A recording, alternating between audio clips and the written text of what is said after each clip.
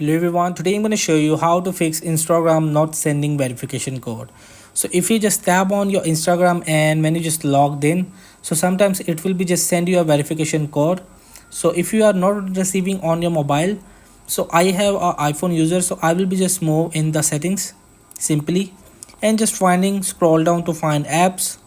Right over here we will just finding the phone and just get in and scroll down to find check the blocked contacts.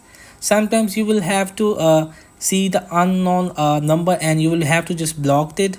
So if you just check it, so if you are blocked it, so you will be just unblocked simply as well. You will have to receiving code from the Instagram and you will have to just hold it and simply just delete this application and simply just have to reinstall from the App Store and simply just again log in and you will be just get the verification code. So hope this video help you. Please don't forget to like and subscribe and get notified for more videos.